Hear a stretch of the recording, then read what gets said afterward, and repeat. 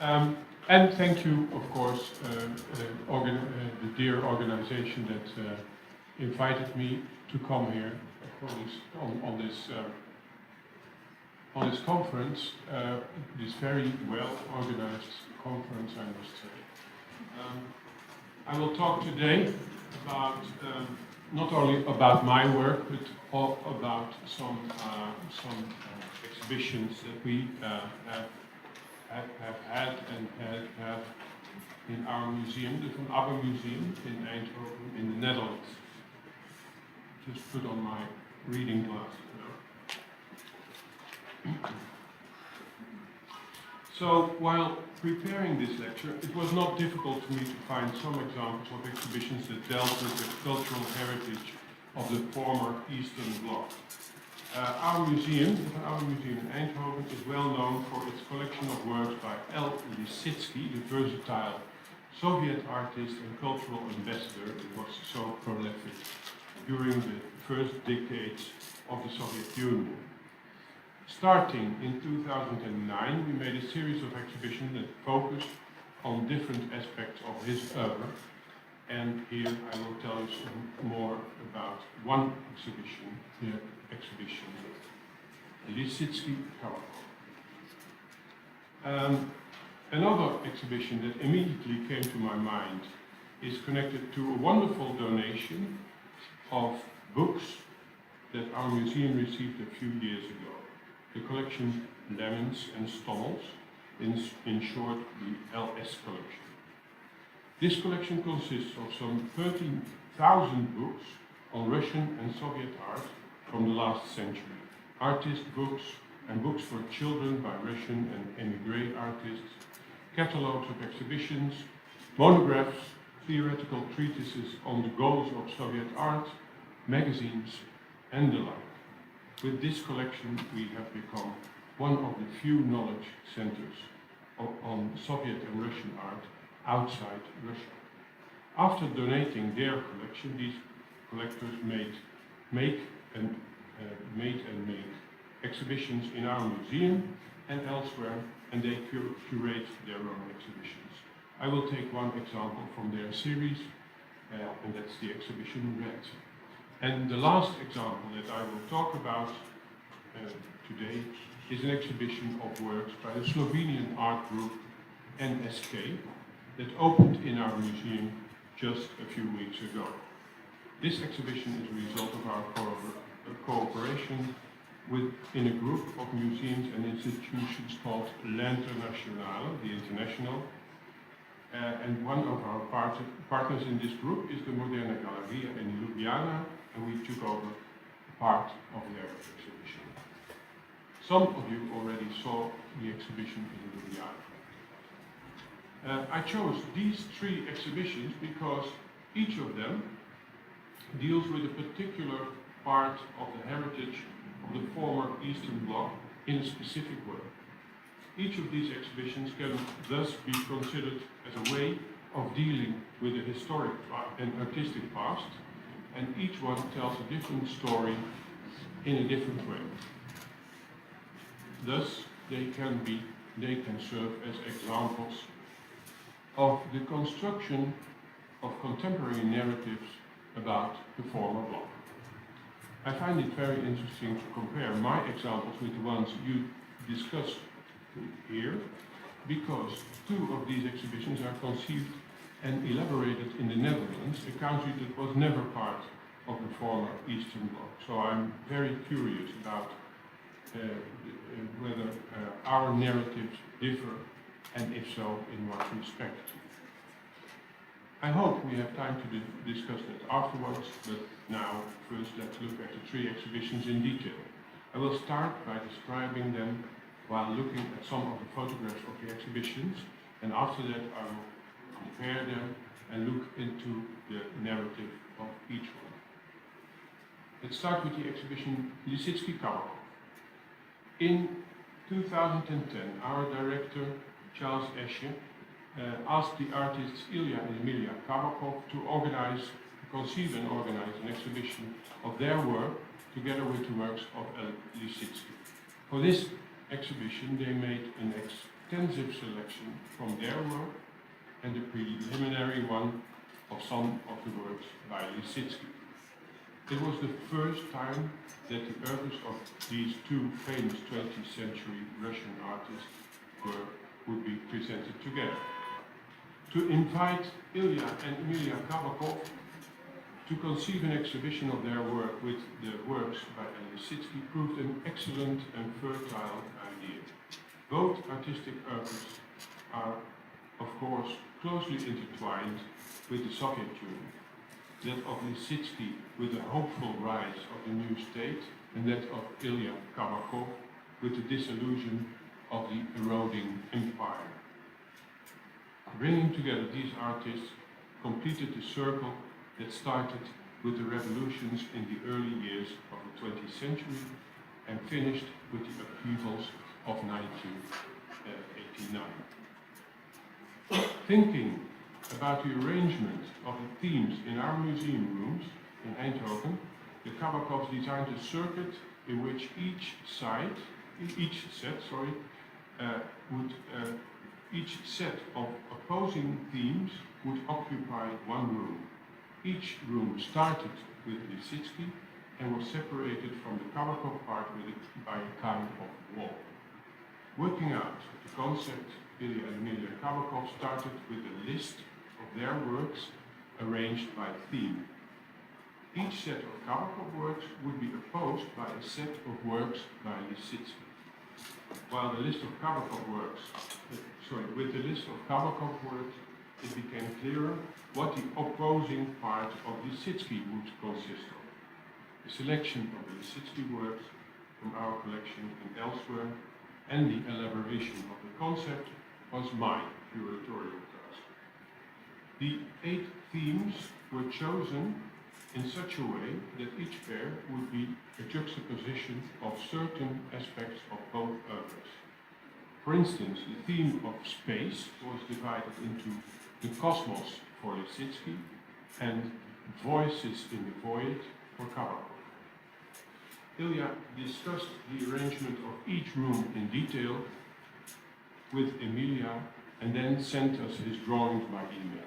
Over a long period of 1.5 years, many of these drawings came from Long Island to Eindhoven by email, and many three-dimensional computer drawings went back the same way. Now let's look at the exhibition. After some discussion, the exhibition got the subtitle Utopia and Reality. The exhibition opened in our museum on 1 December 2012 and closed at the end of April 2013.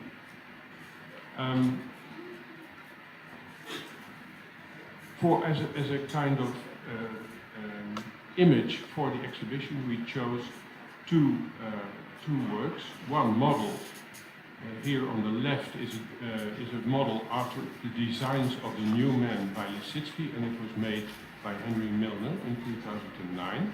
And on the other side is a bronze sculpture by Ilya Kabakov from 2012. During the installation of the exhibition, we called this pair the New and the Exhausted Man. Ilya chose these works as a personification of the two poles in this exhibition, hope and delusion.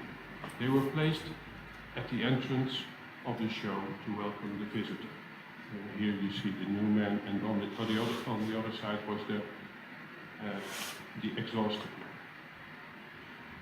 Now the first pair of, I will show each pair, and then the Lissitzky part is in red and the Kabakov part is in black. And the first pair was the artist as a reformer, opposed by the artist as a reflecting character. And here you see Lissitzky's part on the first floor.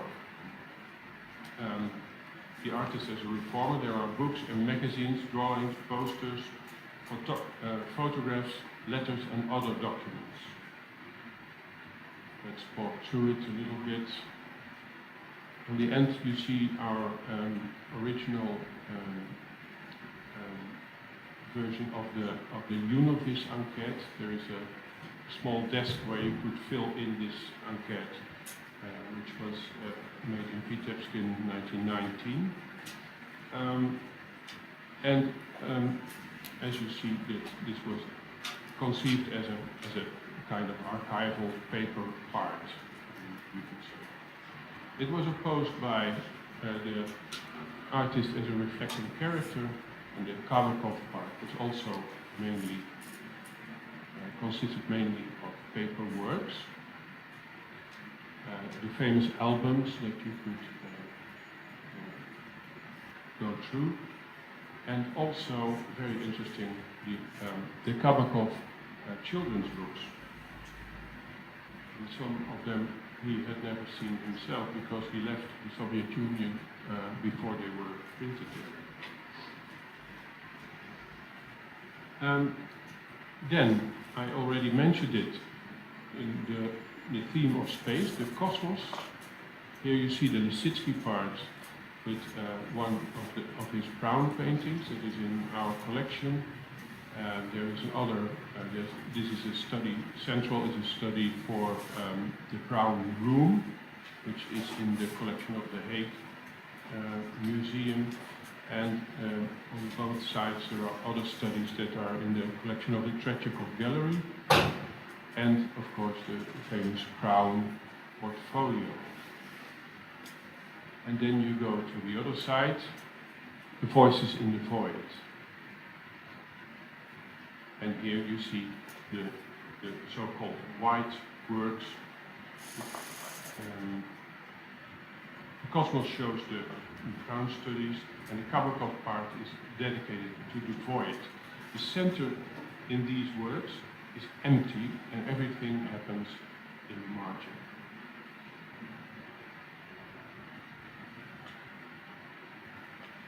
And then we go on to the next room, Clarity of Forms, the Lissitzky part.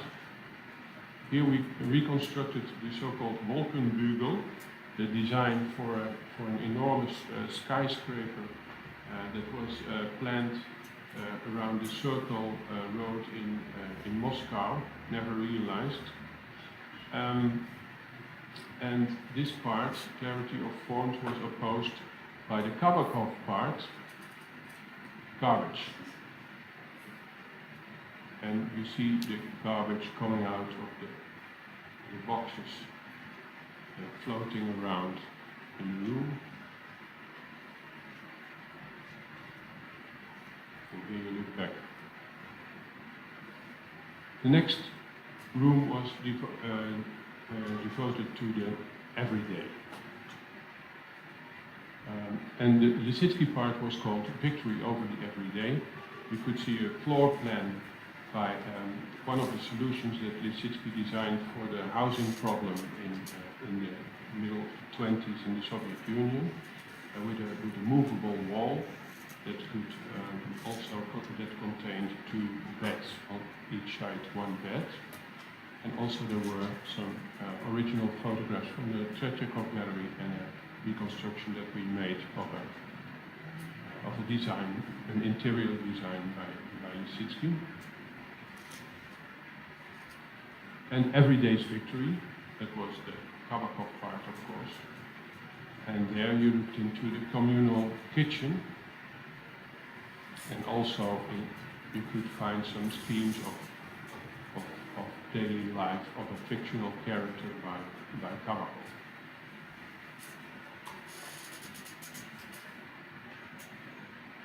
And we come to the political part, because it should not be left out, of course,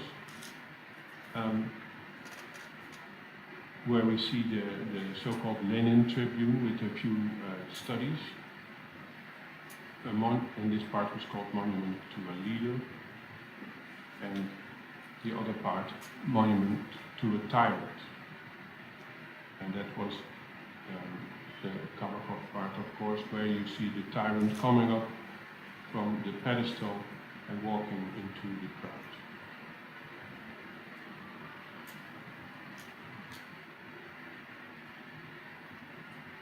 Then architecture, or yeah, you could say architecture got another role, interior got another role in this exhibition. It was called Transforming Life.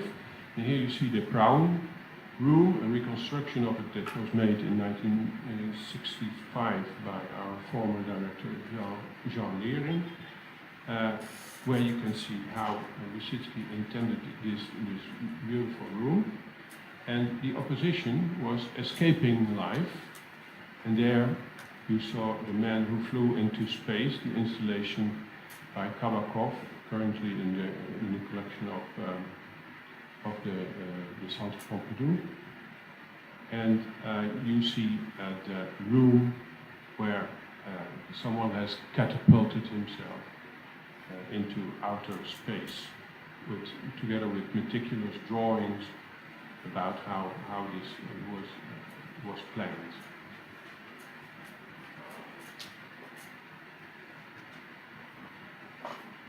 Then we go to the next room, Trust in the New World, where we showed some reconstructions of the Lissitzky portfolio of The Victory Over the Sun, Pobeda nad Solnce, and also the Meyerhof Theater reconstruction by the Bakushkin Museum in Moscow, and some of the photographs of the Tretyakov, and the unrealized Utopia was, of course, the Kabakov part, where he showed all kinds of projects that he did together with Emilia all over the world, and also the palace of projects here in front, where he still plans to show all the projects that he ever invented.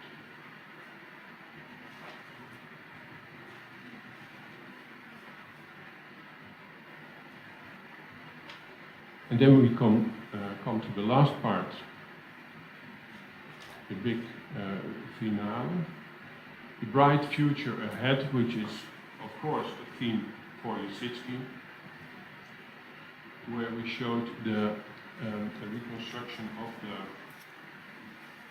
1928 a red star that Lissitzky designed for the Pressa conference, together with some blown-up photographs of this Pressa conference, an international conference on press. On the state of press, and the Russian pavilion, the Russian contribution in this conference was the talk of the town, and was really discussed most of every contribution.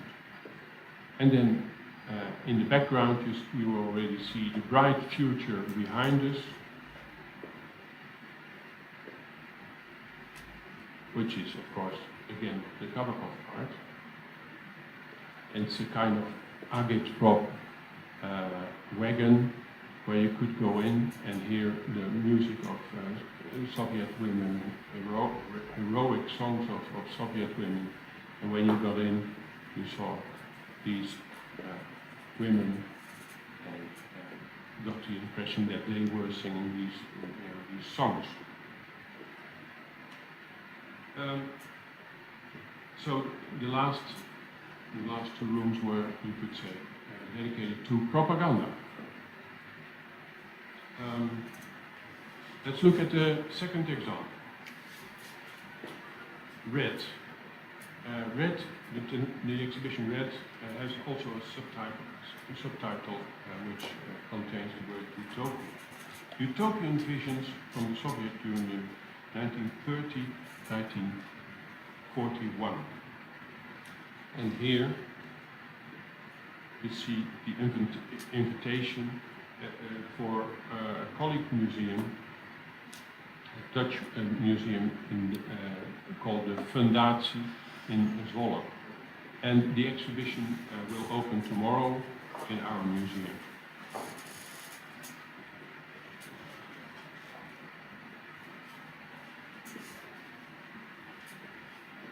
Now, the Soviet ideology presented here shows radical avant-garde designs created by the country's cultural elite, you could say.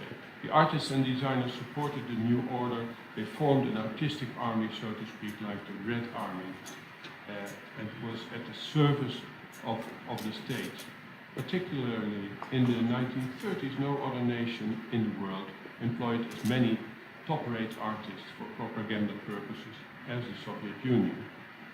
And the exhibition GRAD comprises more than 150 utopian visions from the Soviet Union, dating from 1930 to 1941. And they are all from our LS collection. Now, here on this slide, you see the magazine USSR in the making. It is visualizing the communist equality ideal. It was one of the main objects of this magazine, a monthly broadsheet magazine published from January 1930 to May 1941. Hence also the dates. Besides the Russian edition, the magazine was also published in English, French, German, and, as from 1913, in Spanish as well. Photographs and photo collages were used in radically groundbreaking fashion. It contained ingenious graphic designs, and its typography was also redefined, as it were. In addition to photographers such as Sergei Senkin and Georgy Petroshov and Mikhail Seredin, world-renowned artists like Lissitzky and Rodchenko contributed extensively to the magazine.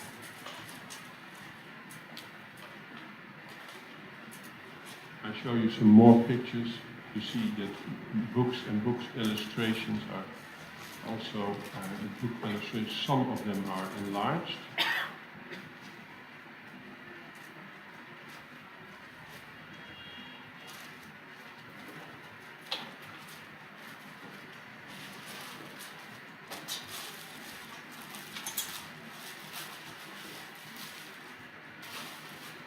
Here on the right you see a book about an almost forgotten Jewish and autonomous region that was created in 1933 in and around of the town of Birobidzhan in the Russian Far East.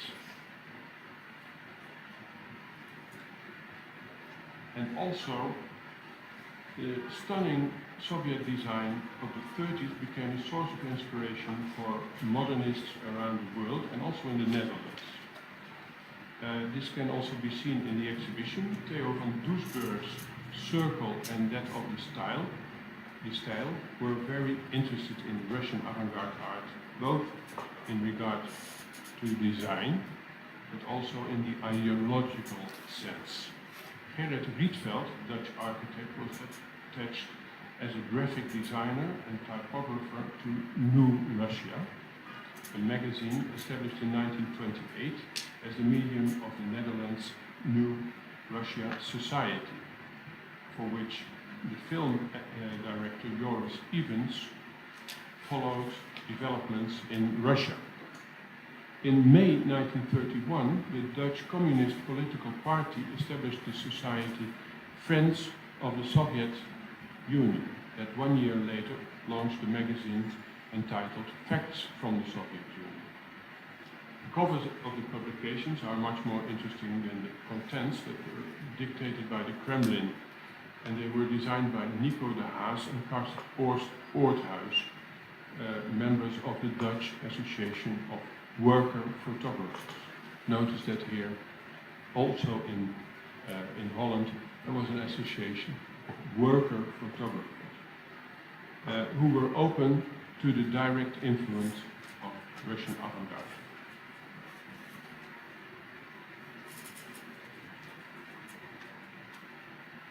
And here some of the photographs of the exhibition as it will be opened tomorrow in our library in the museum. I took these photographs just before I came here. Some of the statistics that we were talking about also related to work, to production. We have lots of books with these kind of very clearly illustrated statistics of the Soviet Union. And well, here an impression of the exhibition. And notice, I don't know if there's a pointer. Yes, there's a pointer. And here, between the books, we have also little vitrines. You can see them here. Also here. And here.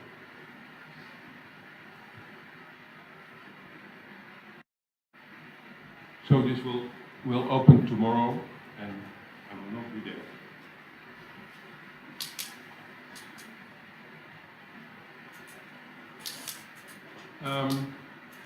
And now we go to the final example, and that's an exhibition that opened two weeks ago, and it is about NSK. It's called NSK from Kapital to Capital, an event in the final decade of Yugoslavia. And the curator was Zdenka Badovinac, and she's the director of the Moderna Gallery in Ljubljana. And because the Moderna Gallery is part of our network, we could easily take over this exhibition, and we adapted it especially for the rooms of the Van Abbemuseum, and it opened just 2 weeks ago, as I said. The NSK presentation is part of the exhibition The 1980s, Today's Beginnings, with a question mark after Today's Beginnings, which explores the long 1980s from 6 European perspectives, examining the relevance of this transformative decade today. This collaborative project comprises a diverse mix of artworks, music, television, and archival material, exploring a wide set of socio-political themes through the lens of culture. The different presentations and mediation programs present cultural production that took place against the mainstream, examining its role in movements of state structures in transformation. Culture was central in responding to or predicting deep societal shifts. And Europe is now in the midst of a defining transition in terms of how it sees itself and its relation to others. It is urgent to examine the key moments in identifying formation and self-organization from the recent past. The material presented draws from projects carried out by partners of the Museum Confederation Internationale alongside research undertaken by my colleagues at the Van Abbemuseum. The NSK part, so from Kapital to Capital, follows events on the different Neue Slowenische Kunst collectives with a focus on multimedia group Leibach, established in 1980, visual art group Irwin, established in 1983, and the theater group Scipion Nasice Sisters, 1983 to 1987. One of the slogans of NSK defines art as follows: art is fanaticism that demands diplomacy. This is the shield of the former NSK embassy in Moscow, Poselstvo. And as with real estate, you can apply for an NSK passport, and the application forms are in the exhibition also. And here you can see how we presented the NSK projects. NSK is too often associated exclusively with the context of failing Yugoslavia and socialism. This exhibition highlights the power of the collective artistic faculty and its fundamental goal to construct new artistic constellation that would allow them to propose a different society and to enter into an international dialogue.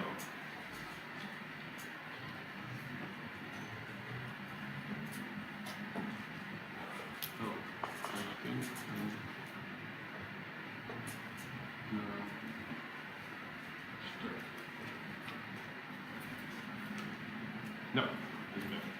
Sometimes when you read the texts in this exhibition, it's almost like reading a text by Malevich. Cosmos is mentioned a lot of times, and people just go in and out of it as if it is as if it's nothing. And here you see the Leibach part, with also this poster.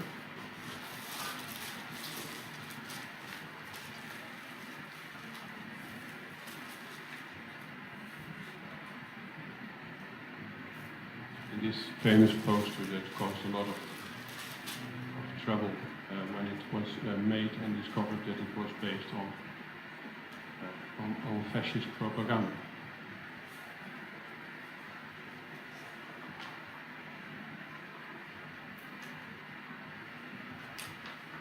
A picture by Leibach from 1982 called Blue Sower in Lenin's Room refers directly to the famous painting of 1930 by Isaac Brodsky in the State Historical Museum in Moscow. But there is a Malevich on the wall, and the sower sows the international currency par excellence, the historical Bitcoin of mankind, grain.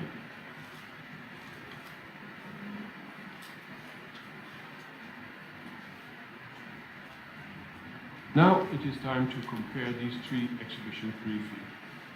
Although these three exhibitions all look back at parts of the former Eastern Bloc, they do so quite differently. And the way they do that, has everything to do with their respective narrative.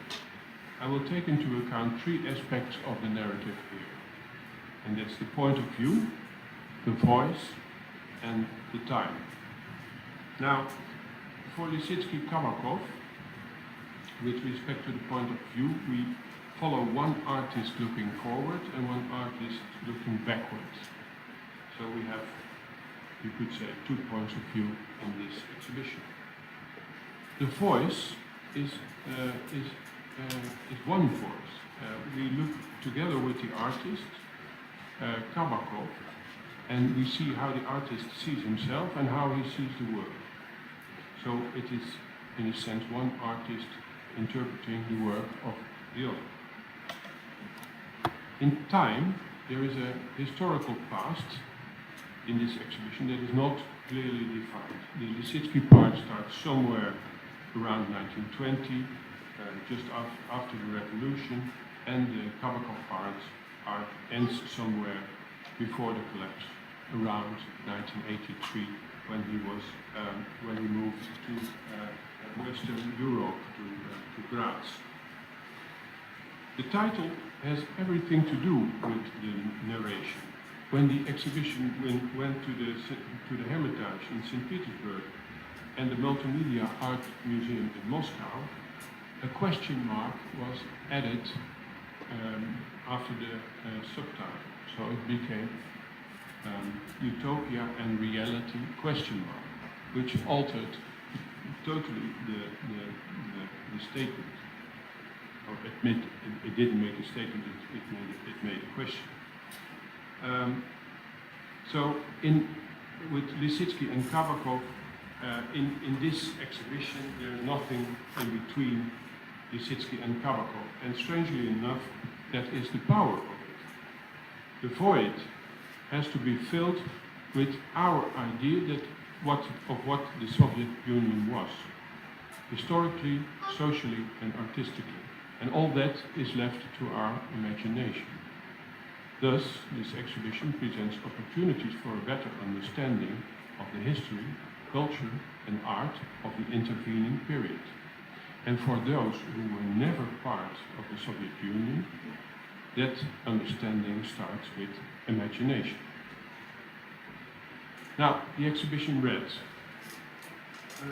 for the point of view, with regard to the point of view, we could say that the official view of that it is the official view of the USSR in the traditional propaganda media.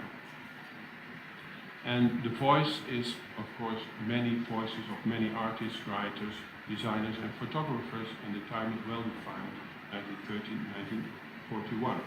And here we are directly looking at propaganda. The objects, propaganda works, talk to you almost without comments.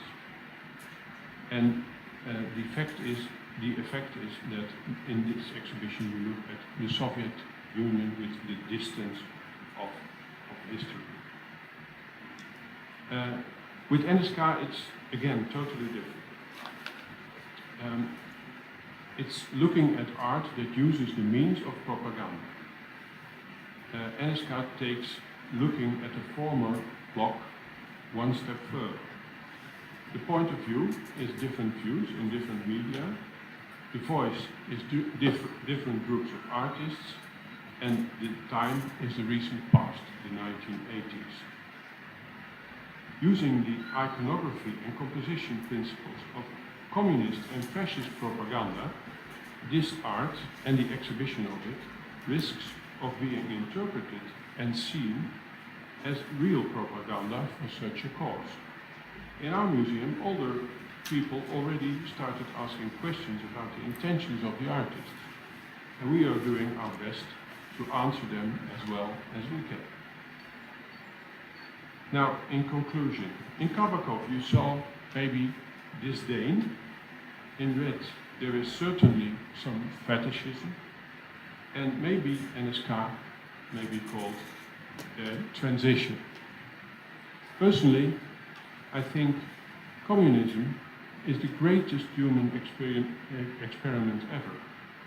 And I know that it is easy for me, it's an easy thing for me to say, coming from a country that was never part of the former Eastern Bloc.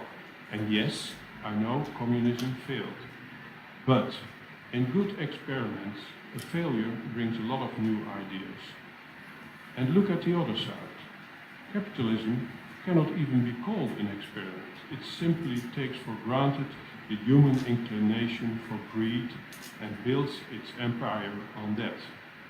And we know this empire is shaking heavily on its fundaments. Why should we look again and again to this rich cultural heritage of the former Eastern Bloc that is already becoming fainter? Why should we keep on developing new stories based on and with these politically loaded elements?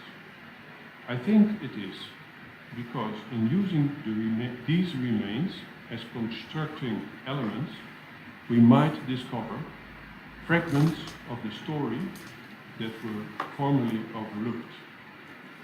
Because somewhere in this past, there might be a hidden key to an alternative for the current global madness.